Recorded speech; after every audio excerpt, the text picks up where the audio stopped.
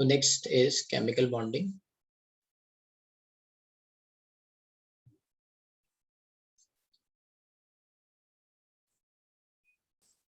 तो chemical bonding को अगर सिंपल टर्म में समझा जाए तो chemical bond is nothing but attractive forces acting between elements or atoms. ठीक है.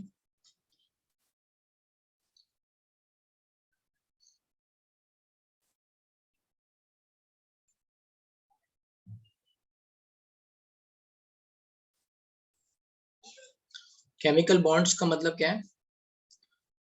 Attractive forces acting between atoms of different atoms or ions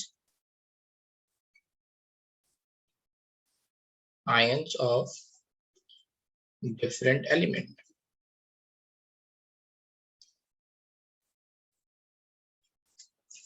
Why these attractive forces are present? है ना? Why these attractive forces are present? Right? Or you can say why, let's say, elements are forming chemical bonds, gain stability, right? Chemical है ना? Why?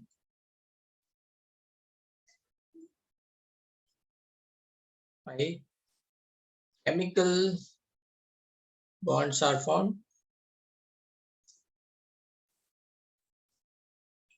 To gain stability.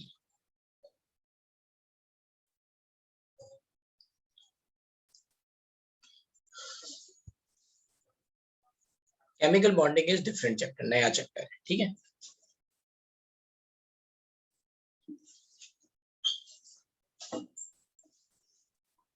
Right. तो by chemical bonds are form to gain stability. ठीक है.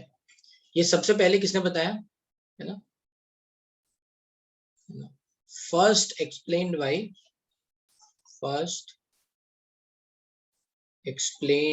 By Lewis and Kossel. है ना? तो उन्होंने एक लुइस कॉसल थ्योरी दी. अकॉर्डिंग टू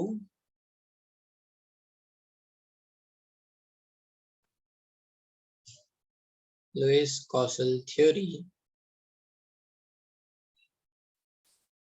है ना? According to Lewis Kossel theory, elements wants to gain और elements wants to complete it's octet. है ना? जो ऑक्टेट कॉन्सेप्ट है, this is octet rule, or you can say octet concept. Every element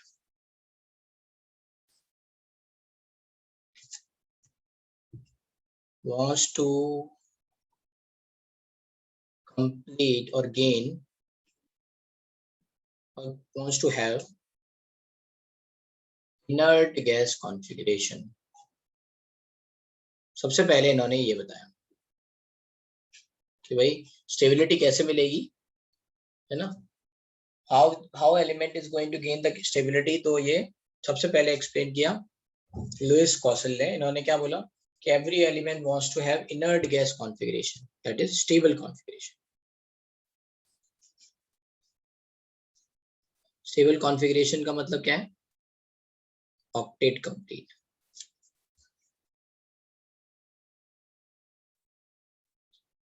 किस तरह के इंटरेक्शंस होंगे? क्योंकि लुइस ने तो केवल इतना बोला था कि कैसे इलेक्ट्रॉन आपस में एलिमेंट्स एक साथ एक दूसरे के साथ रहेंगे, है ना? So now type of let's say interactions are those, कैसे ये एक दूसरे के साथ इंटरेक्ट करेंगे, so that we are going to understand. इतना साथ समझ में आ गई कि ऑक्टेट कंप्लीट होना है. और ऑक्टेट कंप्लीट कैसे हो सकता है? How octet is going to be complete? by losing one electron and gaining one electron. ठीक है. कैसे ऑक्टेट कंप्लीट हो सकता है कि एक तो जो है वो इलेक्ट्रॉन लूज कर दे, दूसरा वाला गेन कर ले. ठीक है. That is ionic bond. और another is by sharing electrons, then it is called covalent bond, है ना?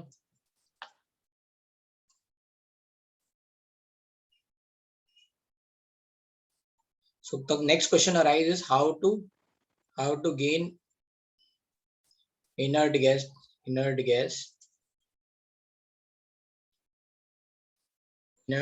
configuration.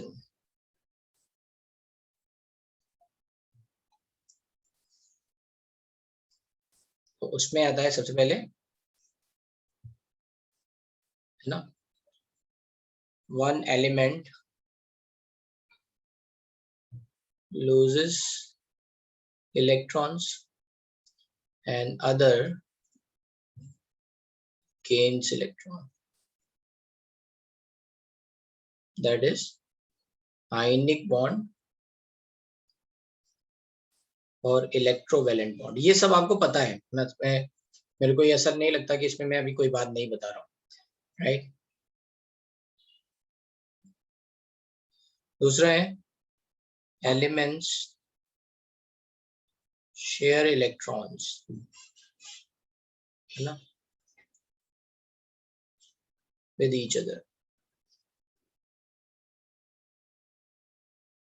Then it is covalent bond.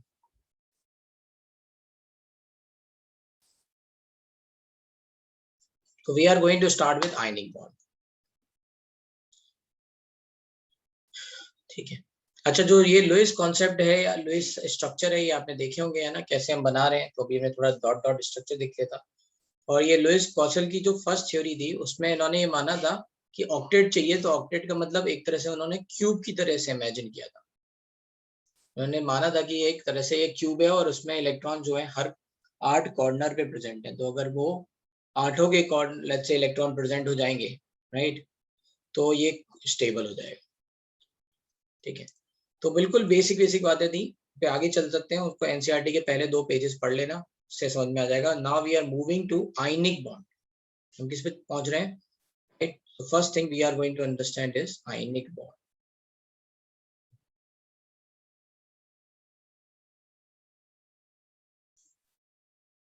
क्या है ये? इलेक्ट्रोवैलेंट बॉन्ड है. और यू कैन से, है ना, अट्रैक्टिव फोर्सेस किस नेचर के हैं यहाँ पे. हाँ, लिख लो भाई. क्या करना है, एनसीईआरटी के 2-3 पेजेस शुरुआत के पढ़ने हैं. ठीक है. तो एनसीईआरटी में दे रखा है 2-3 पेजेस में शुरुआत में, वो आपको पढ़ लेना है.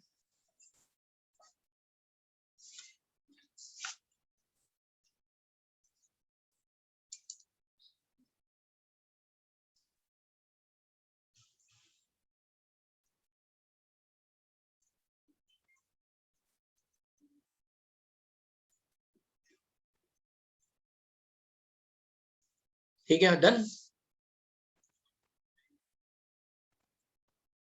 हाँ, अगर आप दोनों कर लो तो अच्छी बात है ना. If you can refer NCERT as well as module तो अच्छा है. वरना आप एनसीईआरटी तो पकड़ के ही चलो, है ना, यहाँ पे भी. इसमें जो नेचर है इलेक्ट्रोवैलेंट बॉन्ड, इसका मतलब क्या है, इनके बीच में किस तरह के इंटरेक्शंस हैं, इलेक्ट्रोस्टैटिक इंटरेक्शंस.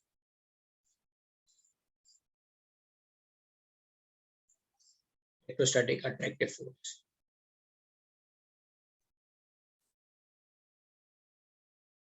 है ना. आयनिक बॉन्ड, इलेक्ट्रोवैलेंट बॉन्ड में क्या क्या है, form due to complete transfer of electron from one element, complete transfer of electrons from one element to another element or one atom to another atom.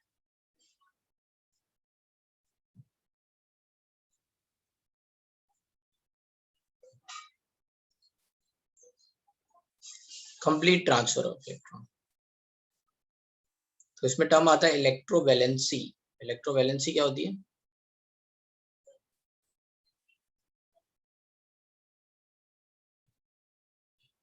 Valency is number of electrons, है ना, number of electrons given or taken by one element. ठीक है, that is electrovalency.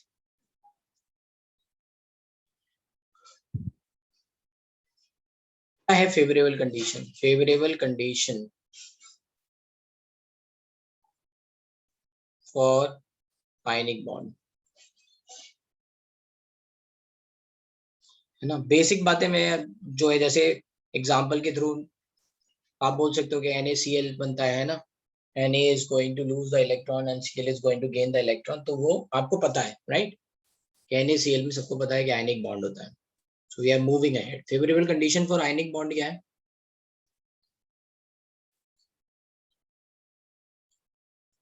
बताओ, किसी को पता है favourable condition for ionic bond?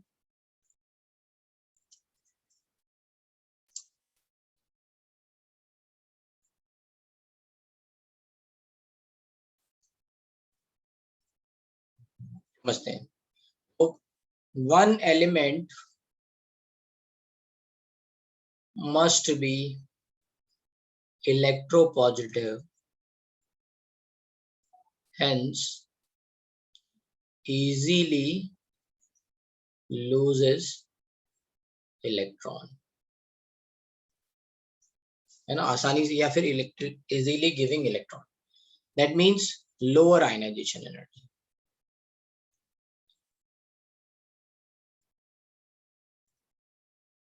Example हो गए आपके एस ब्लॉक एलिमेंट, है ना।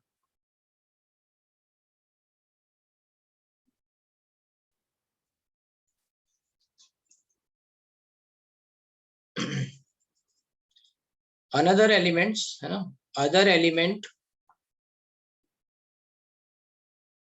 Must be highly electronegative,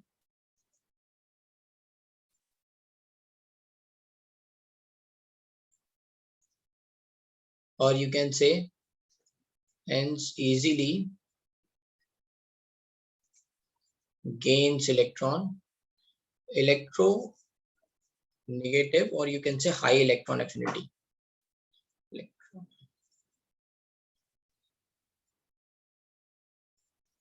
Must be having high electron affinity,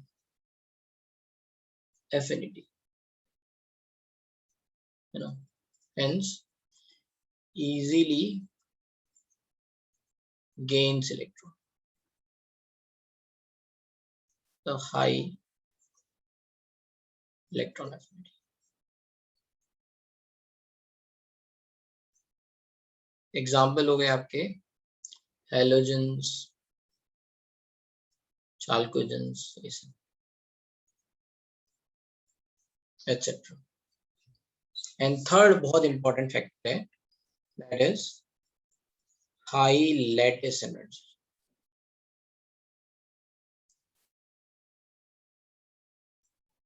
high lattice energy, इसका मतलब क्या है कि आपको ये तो पता चल गया कि Na+ और Cl- होके बन रहा है, right, but when they are going to combine, then the energy must release, है ना। high lattice energy, that means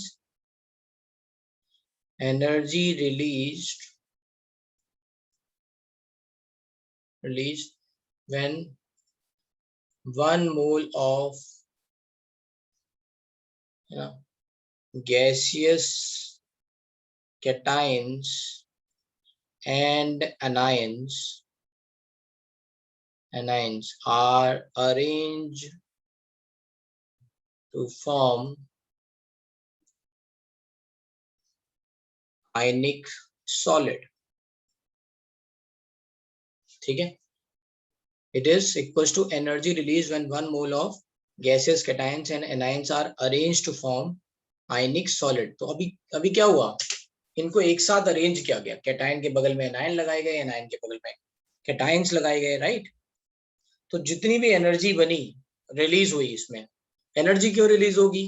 क्योंकि अपोजिट चार्ज पास पास आ रहे हैं, है ना, अपोजिट चार्ज पास पास आ रहे हैं, तो फिर क्या होगा, एनर्जी रिलीज होगी, पोटेंशियल एनर्जी डिक्रीज होगी, है ना, पास पास आ रहे हैं, राइट।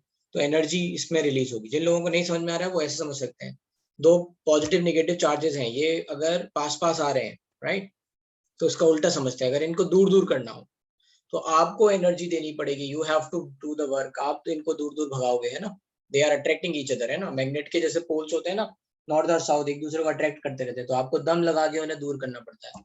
वैसे ही यहाँ पे पॉजिटिव और निगेटिव है, ये पास पास आना चाहते हैं, आप इनको दम लगा के दूर कर रहे हो, तो you are giving the energy. अगर वो, है ना, उनको दूर दूर करना है, then you have to give the energy. अगर वो पास पास आएंगे तो एनर्जी रिलीज होगी। अंडरस्टैंड?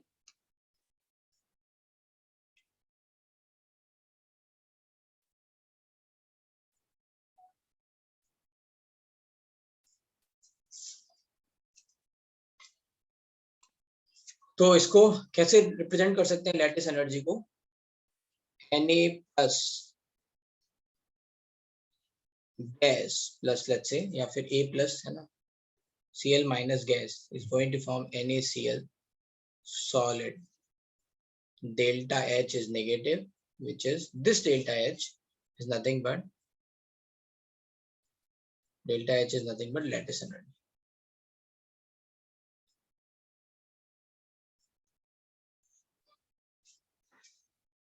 ठीक है। अब प्रॉब्लम क्या है लैटिस एनर्जी के साथ? सबसे बड़ी प्रॉब्लम ये है, लैटिस एनर्जी को थ्योरेटिकली हम डायरेक्टली कैलकुलेट नहीं कर सकते। Yes, correct Aryan. तो हम डायरेक्टली कैलकुलेट क्यों नहीं कर सकते? तो थोड़ा समझते हैं यहाँ पे। जब हम आयनिक बॉन्ड की बात कर रहे हैं, then we are arranging one mole cation and one mole anion. And how we are arranging, let's say every cation is, है ना, सराउंडेड बाय एनायंस। ये तो 2 डायमेंशन में हो गया, एंड ऊपर और नीचे 3 डायमेंशन में, है ना। जैसे आपने ये प्लेन ले लिया, राइट, इसमें 4, है ना, पॉजिटिव के चारों तरफ एनायंस आ गए, इसके ऊपर ऊपर भी एनायन, नीचे भी एनायन, तो राइट, तो अभी हम रिप्रेजेंट नहीं कर पाएंगे, तो ऐसे बस 2 डायमेंशन में रिप्रेजेंट कर।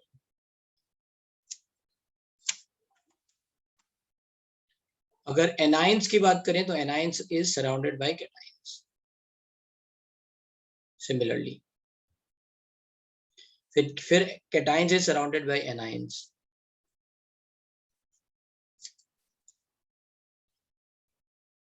फिर, है ना, ऐसे ही सिमिलरली यू कैन राइट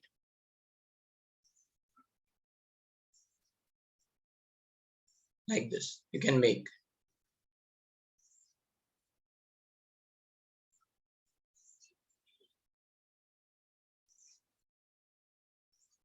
ऐसे आप बना सकते हो, है ना, ठीक है।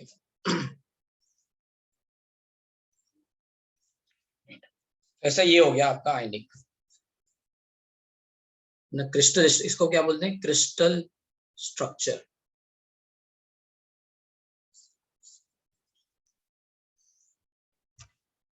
अब देखो यहाँ पे इंटरेक्शन क्या क्या है, पॉजिटिव निगेटिव के बीच में इंटरेक्शन है ये, फिर एक पॉजिटिव पॉजिटिव के बीच में भी इंटरेक्शन है ये, फिर पॉजिटिव निगेटिव के बीच में भी इंटरेक्शन है ये, right. There are n number of interaction with one cation, and there are n cations, so it is very difficult to calculate directly every time you are going to write k q1 q2 by r square, तो उससे बात नहीं बनेगी, right. we cannot calculate lettuce energy directly, theoretically नहीं calculate कर सकते, मतलब formula बना के हर जगह हम, है ना, डिस्टेंस कैलकुलेट कर लें k q1 q2 by, right, so we can not calculate lattice energy directly और थ्योरेटिकली।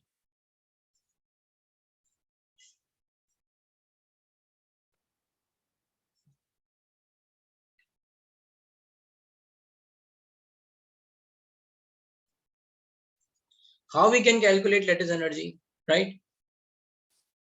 तो एक तरीका तो ये एक्सपेरिमेंटली देख लें, राइट, इन सारे बॉन्ड्स को ब्रेक कर करके देखें, है ना, how much energy is going to be required, तो हमें पता चलेगा भाई कितना लेटिस एनर्जी लगी, है ना, जितनी एनर्जी लगेगी उतना ही हमारा लेटिस एनर्जी होगा। अगर हम एक, है ना, how we can do it, कि 1 मोल आयनिक सॉलिड को उसके गैसेस आयन में भेजने के लिए जितनी एनर्जी लगेगी उतनी ही तो रिलीज हुई होगी। और दूसरा तरीका है बॉन्ड हैवर्ट साइकिल, ठीक है, तो हम अभी बॉन्ड हैवर्ट साइकिल समझ रहे हैं।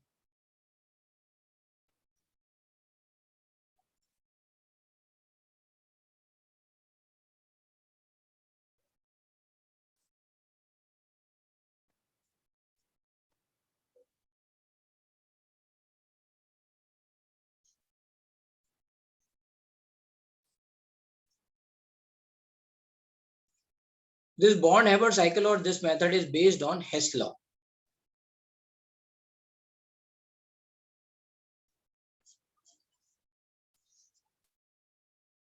BORN, Born.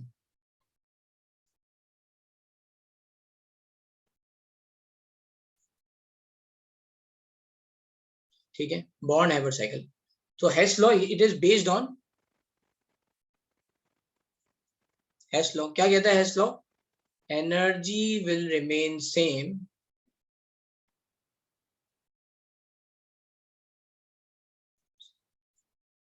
if occurs, means change in energy. Change in energy will remain same if occurs in one step, if chemical reaction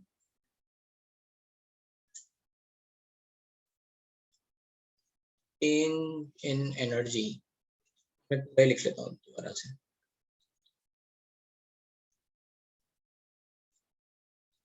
Change in energy, that is delta H, will remain same whether reaction occurs in one step or in several steps. उसका मतलब ये है कि आप energy is conserve अगर आप एक, जैसे मान लो ए से बी जा रहे हो और बी से पहले आप सी गए, सी से डी गए और फिर डी से बी गए, है ना. तो मान लो डेल्टा H1 है, ये डेल्टा H2 है, ये डेल्टा H3 है, ये डेल्टा H4 है. तो delta H1 is equals to delta H2 plus delta H3 plus delta H4. It will remain same, energy is conserve. तो जितनी यहाँ आएगी उतनी ही इन सारी एनर्जी का समीशन आएगा. ठीक है, ये हो गया according to Hess law.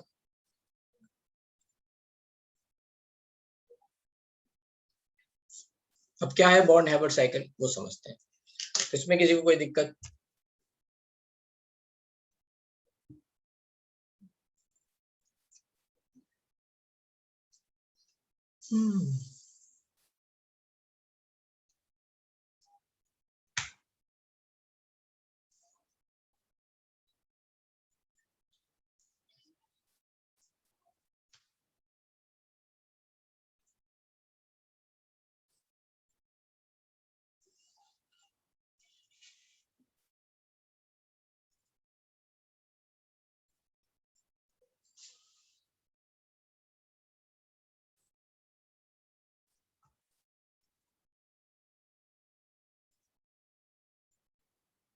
Yes प्रथम. हाँ सर मतलब इन हेस लॉ जो delta H1 will be equal to H2 plus H3 plus H4 in magnitude only or also with sign also. With sign. Okay. Yes.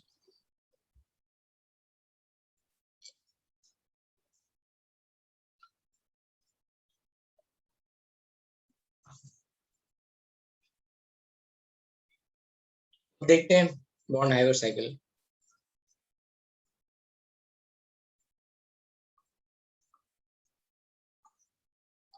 तो लेट्स से हमें NaCl बनाना है. ठीक है, मान लो NaCl सॉलिड बनाना है. ठीक है, तो NaCl सॉलिड किससे बनेगा? Na से बनेगा. और किससे बनेगा? Cl2 से बनेगा, है ना, क्लोरीन से. तो Cl2. Na किस फॉर्म में प्रेजेंट होता है नेचर में? Na solid. Cl2 किस फॉर्म में प्रेजेंट होता है? Cl2 gas. तो half Cl2 gas is going to form NaCl solid. This reaction is called formation of NaCl. और जितनी भी एनर्जी रिलीज होगी उसको क्या बोलेंगे? Enthalpy of formation of NaCl. क्या बोलेंगे? HF. ठीक है,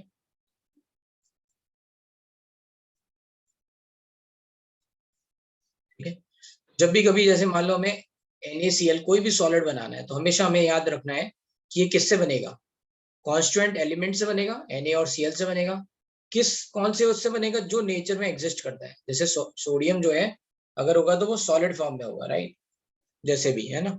क्लोरीन कैसे होगा, गैस में होगा, राइट, ठीक है। एलिमेंट जिस भी स्टेट में रहेगा वो स्टेट हम यहाँ लिख देंगे, सॉलिड क्लोरीन, ठीक है। और कितने हमें क्लोरीन लिखने पड़ेंगे, ऐसा नहीं लिखेंगे 2Na + Cl2 gives 2NaCl, 1 मोल। जितनी हमें हमें एनर्जी जो है ना पर मोल निकालनी होती है, that is standard. So that's why we are writing like this. यहाँ पे स्टोइकियोमेट्री आधी लिख दी है ना, मल्टीप्लाई कर देंगे तो गलत हो जाएगा। Then it is going to be 2 = 2 into enthalpy of formation of NaCl।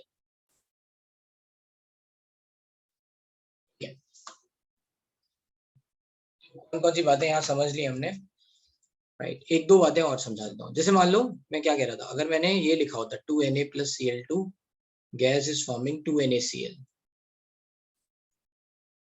ठीक है, मान लो ऐसा लिखा होता, जो भी एनर्जी रिलीज हो रही होती, जैसे मान लो एनर्जी रिलीज हो रही है 600 joule, let's say. So this 600 joule will be called as enthalpy of reaction। तो एक दो तीन टर्म है उनमें समझदारी जरूरी है। एंथैल्पी ऑफ रिएक्शन, बट क्या ये रिएक्शन फॉर्मेशन रिएक्शन है एक मोल के लिए, तो नहीं है ना। तो this 600 joule is equals to enthalpy of reaction, but क्या ये रिएक्शन फॉर्मेशन रिएक्शन है NaCl के लिए 1 मोल के लिए, नहीं। तो फिर ये क्या हो जाएगा, which is not equals to enthalpy of formation. क्या करना पड़ेगा, 2 से डिवाइड करना पड़ेगा, है ना, because this is equals to 2 times ΔH फॉर्मेशन। तो अब समझते हैं दो बातें। जैसे ये सब बातें भूल जाओ अभी थोड़ी देर। जैसे कोई रिएक्शन लिखी हुई है, let's say I will start from very beginning. जैसे कोई रिएक्शन लिखी है A + B gives C, ये बात मैं पहले बता चुका हूं वैसे, लेकिन फिर से बता रहा हूँ। A + B gives C, जो भी एनर्जी रिलीज हुई है ना, जो भी एनर्जी रिलीज हुई, लेट्स से यहाँ पे लिखा हुआ है +400 joule, this is called delta HR - 400 joule, which is called enthalpy of reaction, ठीक है, which is called enthalpy of reaction। जो भी यहाँ एनर्जी यहाँ पे रिलीज हुई वो हम लिख देंगे, एब्जॉर्ब हुई तो वो लिख देंगे। R का मतलब है एंथैल्पी ऑफ रिएक्शन, सिंपल है।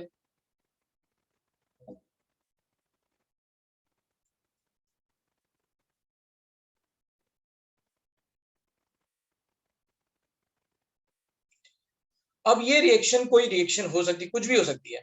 This reaction could be neutralisation reaction, तो हम लिखेंगे एंथैल्पी ऑफ न्यूट्रलाइजेशन।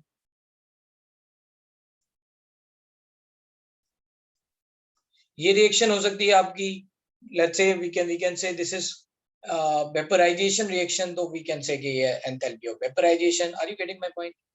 तो जो रिएक्शन का नेचर होगा तो डायरेक्टली वो लिख देते हैं, तब फिर हम वहां पे एंथैल्पी ऑफ रिएक्शन बार बार नहीं लिखते।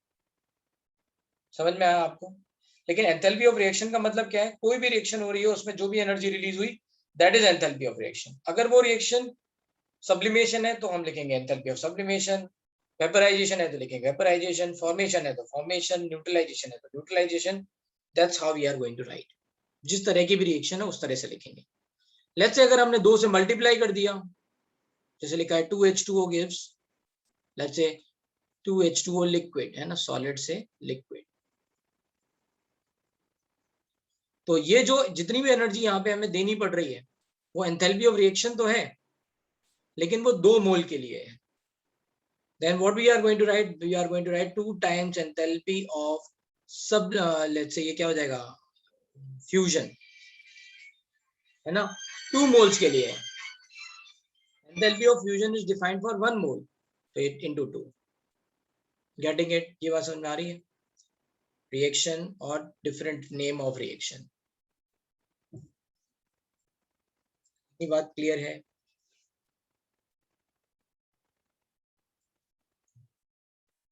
ठीक, हाँ सर सॉलिड से लिक्विड फ्यूजन हुआ कि vaporisation?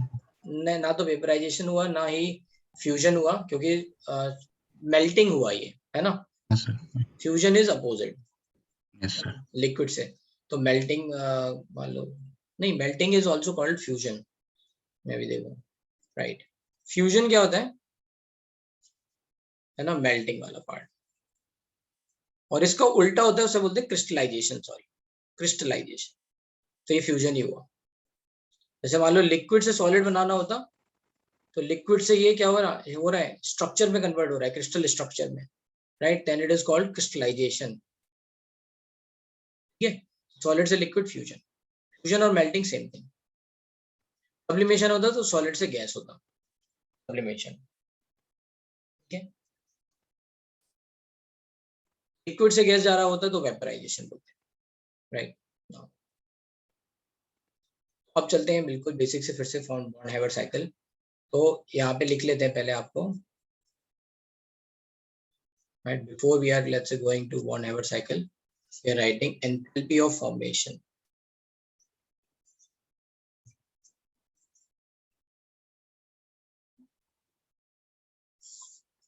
That is delta HF, है ना, energy released to form 1 mole, है ना, 1 mole substance from its constituent elements, है ना, from its constituent elements present in most stable physical state at standard temperature at 0 degrees Celsius. Present in physical state at 0 degrees Celsius, ऐसा भी लिख सकता हूँ।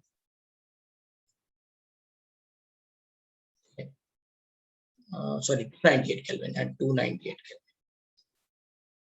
ठीक है, energy released from energy released to form 1 mole substance from its constituent elements present in most stable physical state at 298 Kelvin. तो जैसे room temperature है जिसपे क्लोरीन क्या होगी, Cl2 की तरह होगी, राइट। तो let's say we will start Na solid again, Na solid plus half Cl2 gas. कितना बनाना है, 1 मोल सब्सटेंस ही बनाना है, NaCl solid। ठीक है, ये हो गई एंथैल्पी ऑफ फॉर्मेशन। अब ये एंथैल्पी ऑफ फॉर्मेशन किसके बराबर है, लेट्स से किसके और बराबर है, we can write it is going to form Na, let's say solid to gas, so this is sublimation energy, so Na gas to Na plus gas, this is called ionization energy, half Cl2 to Cl atom, that is called bond dissociation energy, है ना। Cl2 कैसे होगा, Cl ऐसा, इसको तोड़ना है chlorine atoms में, तो हमने क्या किया, बॉन्ड तोड़ दिया। कितने बॉन्ड तोड़े, 1 मोल तोड़े, हाफ मोल तोड़े, हाफ मोल तोड़े, तो bond dissociation energy divide by 2 और बॉन्ड एनर्जी डिवाइड बाय 2।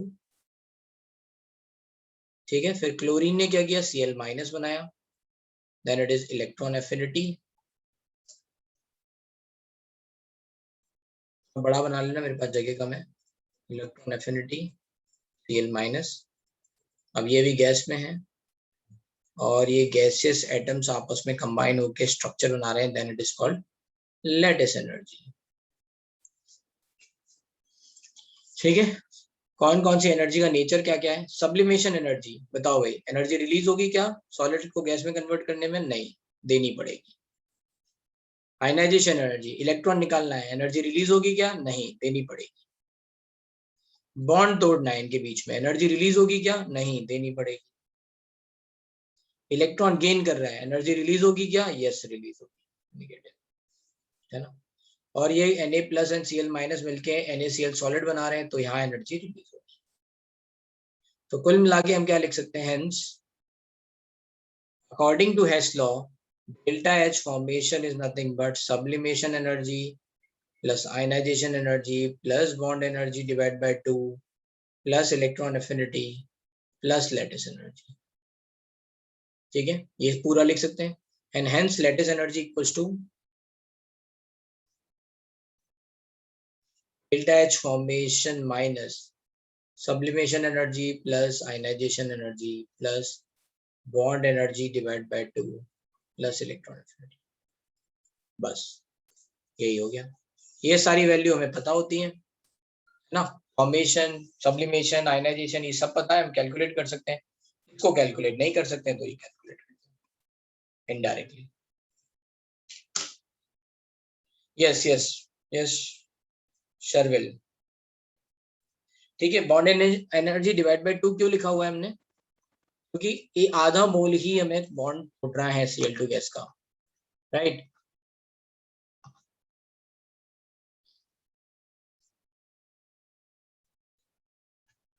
यहाँ पे लिख सकते हो इनका मतलब क्या है. सब्लिमेशन एनर्जी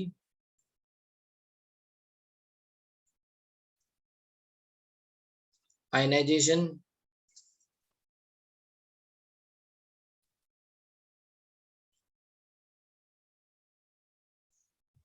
एनर्जी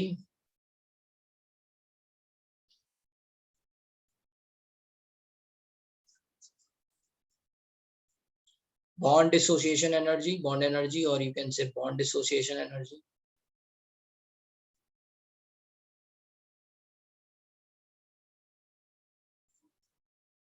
Same बात है दोनों. And EA is electron, let's say this is going to tell you electron affinity, or you can also write electron gain enthalpy यहाँ पे.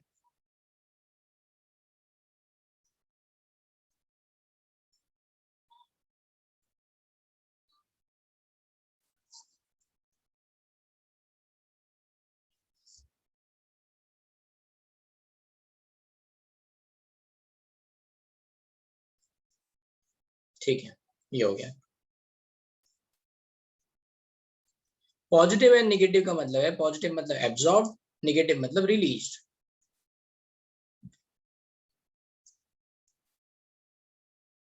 पॉजिटिव का मतलब क्या है? जैसे सोचो, अच्छा पहले ये सोचते हैं कि ये ऐसे ही क्यों बनाना पड़ा, है ना. पहले यहाँ सोचते हैं, डेफिनेशन समझ लेते हैं. वो भी डेफिनेशन डिफाइंड है, वो गैसेस एटम के लिए डिफाइंड है. लेटिस एनर्जी क्या था, लिखा है lattice energy. When 1 mole gaseous cation and anions are arranged to form ionic solid. Lattice energy अगर आपको कैलकुलेट करनी है तो आपको चाहिए Na प्लस गैस. कहाँ गया, राइट. आपको क्या चाहिए, Na plus gas, Cl minus gas, and these are going to form NaCl solid. Then it is called lattice energy. ठीक है. अब ये गैस कैसे बनेगा, Na प्लस गैस कैसे बनेगा, Na से बनेगा, Na प्लस आयनाइजेशन हो गया, है ना. और इसको गैस में कन्वर्ट करने के लिए सॉलिड से गैस में कन्वर्ट करना पड़ेगा, तो सब्लिमेशन आ गया. Cl माइनस कहाँ से आएगा, Cl से आएगा, राइट. और Cl गैस एटम कैसे आएगा, Cl2 को तोड़ने पे Cl गैसियस एटम मिलेगा, right. Lattice energy is always released, always. ठीक है.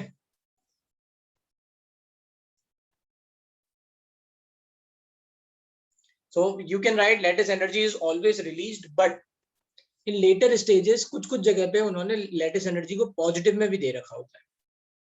तो जहां पे lattice energy पॉजिटिव है, उसका मतलब क्या है, वो उल्टी रिएक्शन का पॉजिटिव दे रखा है कि energy required to break 1 mole ionic solid to gases ions. ये मैं कब बता रहा हूँ, जब कहीं पॉजिटिव दिखे तो समझ जाना कि उन्होंने ये वाली रिएक्शन ली है, अपोजिट वाली, है ना. NaCl सॉलिड को ब्रेक किया है Na plus and Cl minus में, राइट. तो एरो साइन चेंज हो जाएगा.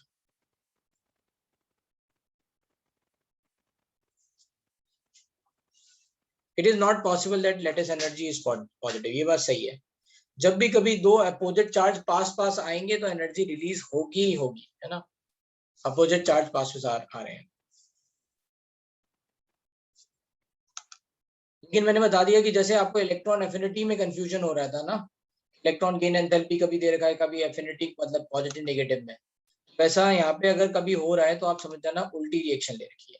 जैसे भी आप समझ गए हो इलेक्ट्रॉन एफिनिटी, राइट, अगर कहीं नेगेटिव में वैल्यू दे रखी है, इसका मतलब गेन एंथैल्पी दे रखी है. हाँ,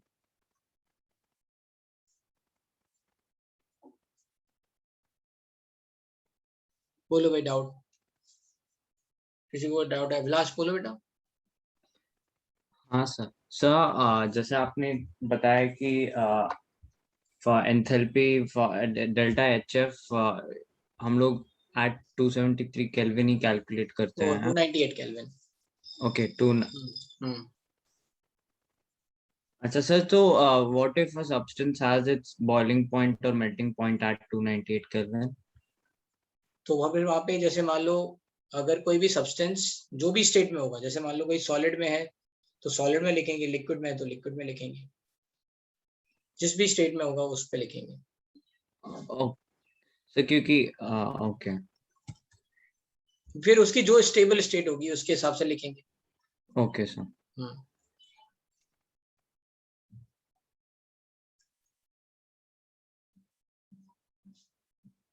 करेक्ट ईशान।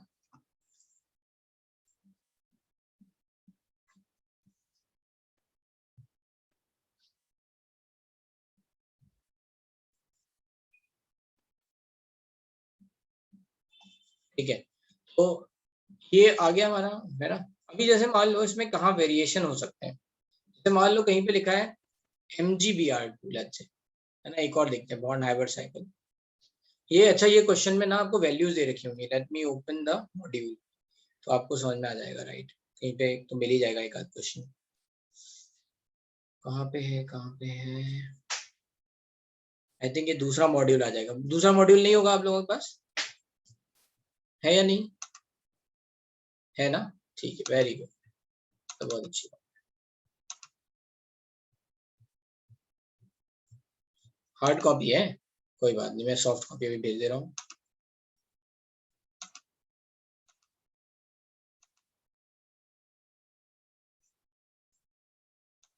मैं यहीं पे भेज रहा हूँ, ठीक है, चैट में अभी, यहाँ से आप ले लो, भेज रहा हूँ।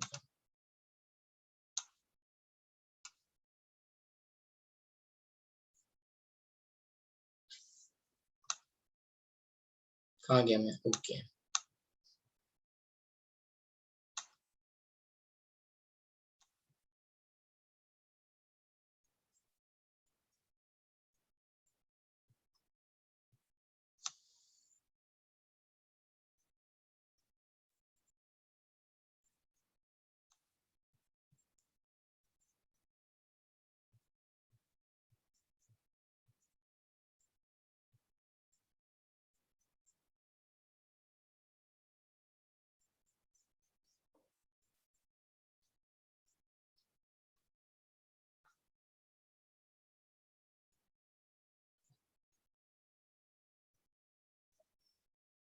आगे होगा, आई थिंक सब्जेक्टिव में होगा, subjective.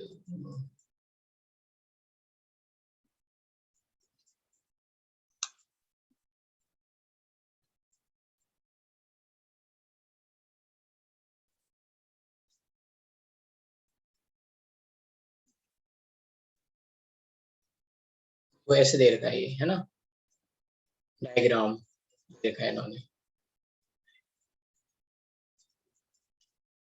Which energy change corresponding two electron affinity of fluorine. तो यहाँ पे दे रखा है, थोड़ा सा ध्यान से देखना पड़ेगा आपको पहले, कि K solid plus half F2, ये हो गई फॉर्मेशन एंथैल्पी, राइट। और K plus and F minus is forming KF, that is lattice energy.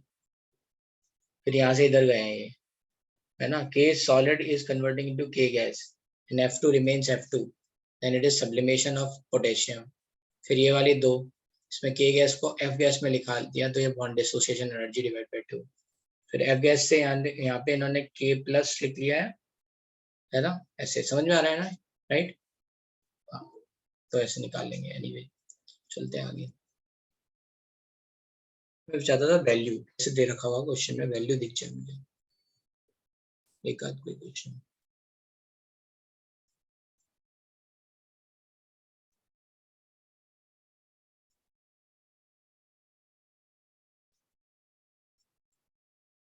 Subjective नहीं है आई थिंक, नहीं रहा मुझे, बहुत बहुत आगे तक ढूंढ लिया।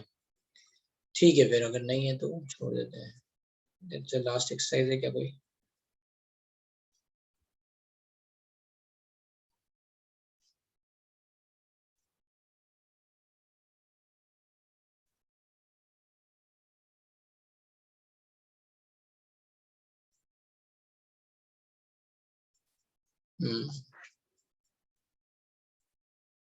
ठीक है, इसमें सब्जेक्टिव नहीं है, छोड़ो। राइट, हाँ इसमें कैलकुलेशन नहीं है, बहुत ही कम कैलकुलेशन है। चलो अभी यहाँ पे चलते हैं। तो लेट्स से बॉन्ड हैवर्ड साइकिल अगर हमें MgBr2 के लिए बनानी है,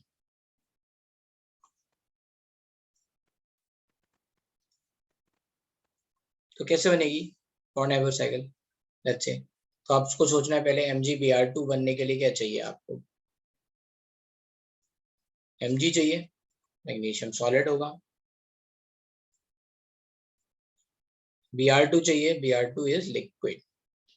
कितने चाहिए? 2 Br चाहिए, राइट। ठीक है, तो ये हो गई enthalpy of formation. Now let's see, पहले सॉलिड से बनाया गैस, फिर गैस से बनाया Mg प्लस, फिर Mg प्लस से बनाया Mg2 प्लस।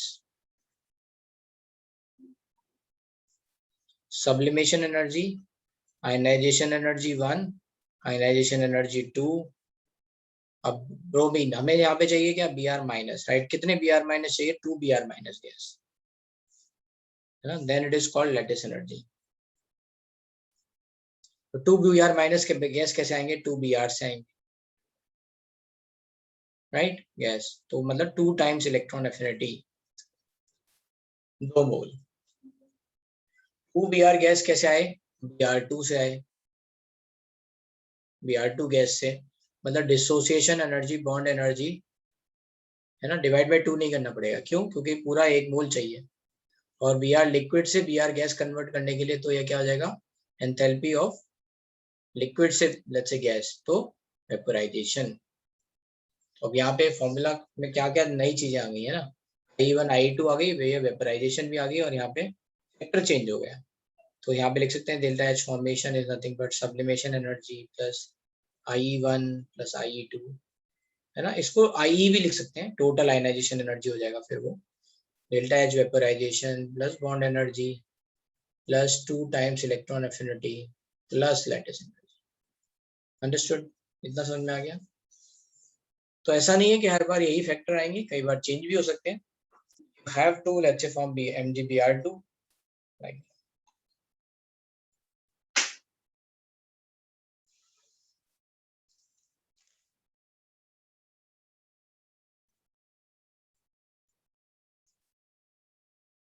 तो अब ये केमिस्ट्री में क्वेश्चंस डिफिकल्ट कहाँ हो जाते हैं?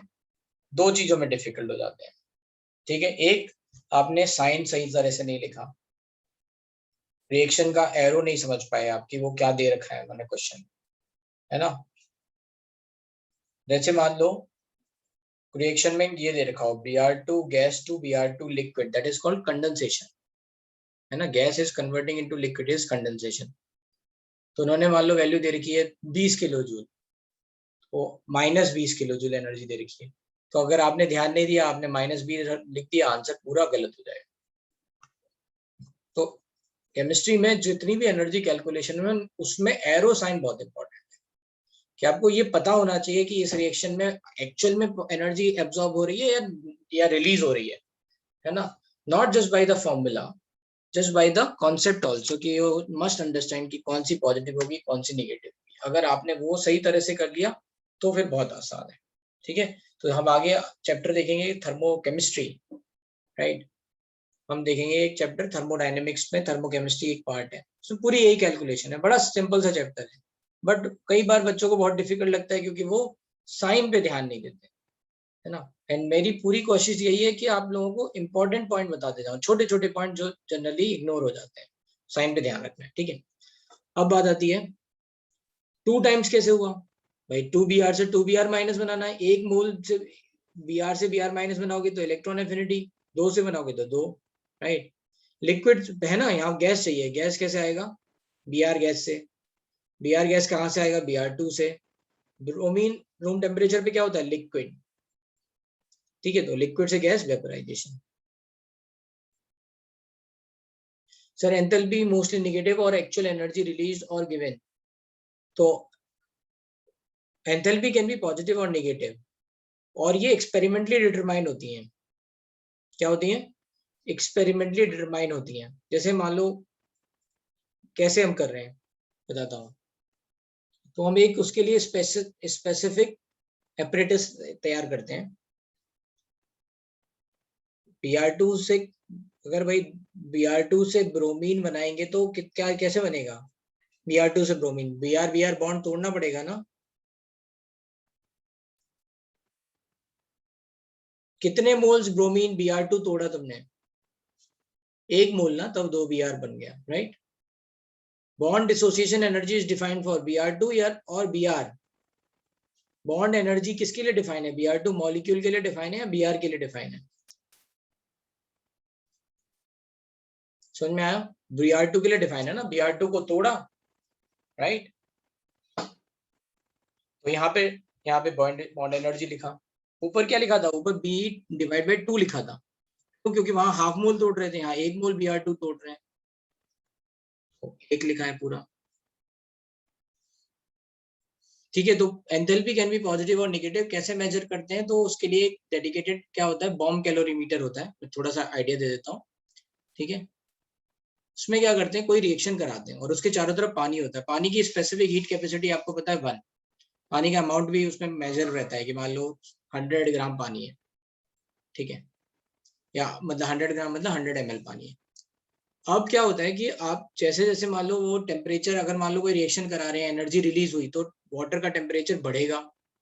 कहीं एनर्जी कंज्यूम हुई तो वाटर का टेम्परेचर घटेगा, और उस वाटर के टेम्परेचर को मेजर करके निकालते हैं कि कितनी एनर्जी रिलीज हुई या फिर गेन हुई।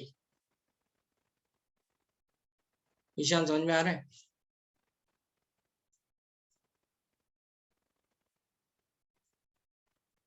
डेल्टा एच भी पॉजिटिव होगा, यस। गिविंग एनर्जी, एनर्जी आप दे रहे हो है ना, then it is endothermic reaction, positive. Getting energy, negative.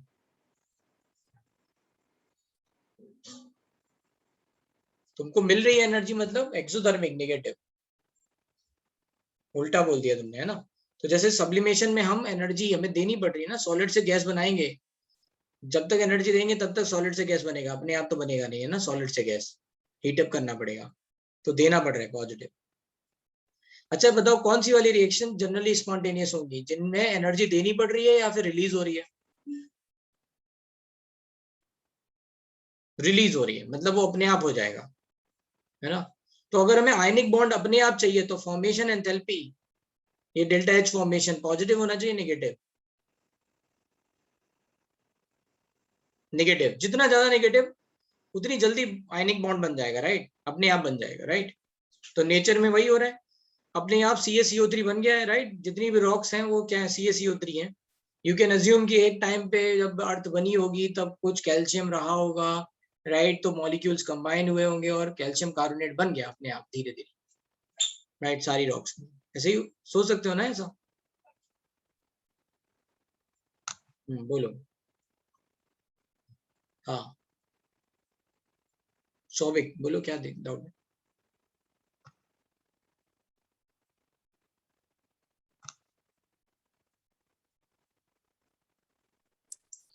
Sorry, sir, I raised the hand by mistake.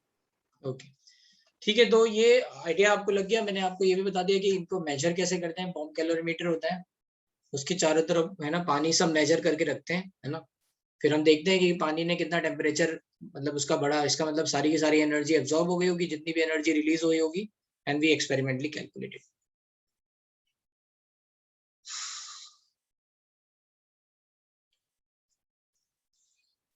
That is energy negative. Release मतलब नेगेटिव, रिलीज मतलब नेगेटिव, एक्सोथर्मिक, नेगेटिव। ठीक है, चलो फिर आज के लिए इतना ही रखते हैं। थोड़ा सा स्टार्ट हो गया, अभी आप 3 पेज, नेक्स्ट क्लास होगी उससे पहले 2 या 3 पेज पहले पढ़ के आना। Kossel Lewis theory, Lewis structure, ये सब क्या होता है ये मैं नहीं पढ़ाऊंगा, ये तुम्हें पहले से आने चाहिए। लुईस स्ट्रक्चर ड्रॉ कैसे करते हैं, राइट। होमवर्क कुछ नहीं है, अच्छे से पेपर दे के आओ बस, ठीक है। और पेपर सॉल्व कर कभी कर लेना उसको। चलो,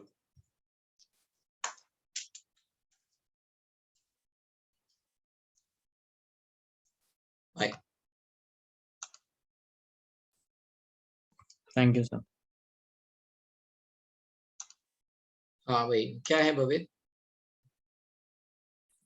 सर आपने जो सेकेंड रिएक्शन दिया है उसमें आपने प्लस लिया है लैटिस एनर्जी, तो वो माइनस होगा कि प्लस? नहीं हमने, अरे यहाँ साइन, ये जो हमने लिखा है ना यहाँ पे, इस पे साइन नहीं लिखे हैं, साइन आपको डालने हैं। Okay okay they have not added, मतलब जो भी होगा प्लस माइनस वो बाद में डल जाएगा, राइट। ये तो हम एरो के साइन से समझ रहे हैं। Good question, but I will tell you over here. देखो हम यहाँ से यहाँ गए और यहाँ से यहाँ गए, लगातार जा रहे हैं एरो के साइन, तो ये ऐड होते जा रहे हैं ना, इसलिए ऐड लिखा हुआ है। Okay sir. अगर मान लो इसी में एक मिनट समझ लेते हैं, एक और मिनट समझ लेते हैं। जैसे मान लो कहीं पे लिखा होता है a plus B gives C, फिर लिखा होता है a से लेट्स से कुछ बन रहा है d, और यहाँ से बन रहा है e, और फिर लिखा हुआ है इससे ये बन रहा है, let's say arrow sign change हो गया। तो क्या लिख सकते हैं हम इसको लिख सकते हैं, वी कैन राइट, मान लो ये डेल्टा H1 है, ये डेल्टा H2 है, ये डेल्टा H3 है, ये डेल्टा H4 है। So we either we can write like this कि a से b गए H1 एंड H2, यहाँ से यहाँ पहुंचे हैं ना, ये दोनों जोड़ दिए हमने, H1 plus H2, irrespective of sign of these enthalpy, हम बस एरो के साइन के हिसाब से ऐड कर रहे हैं, है ना। H1 plus H2 is nothing but delta H3 और ये H4। और आप में से कोई ऐसे भी लिख सकता था, ये हो गया ना, या फिर इस डेल्टा H2 को इधर ले जाओ, तो हम लिख देते delta H1 equals to delta H3 plus delta H4 minus delta H2। अब देखो यहाँ से समझो, ये इधर गए, ये इधर गए, बट ये क्या हुआ है ना, डेल्टा H2 क्या है, अपोजिट साइन का है। अगर आपको अपोजिट करना पड़ेगा, ये वाला साइन लगाना पड़ेगा लेट्स से, है ना, तो रिएक्शन उल्टी हो जाएगी, तो माइनस हो जाएगा। अब हमने माइनस जोड़ दिया, हमने लिख दिया delta H1 is nothing but delta H2 plus delta H3 minus delta, है ना, plus plus delta H3 plus of minus delta H2। ये भी बात है, गेटिंग भवेश, ये बात समझ में आ गई क्या? Yes sir. हाँ भवित। तो आपको जब एरो दे रखे हैं तो जिस डायरेक्शन में एरो दे रखे हैं सारे जोड़ते जाओ। Okay sir. वैल्यू बाद में रखेंगे।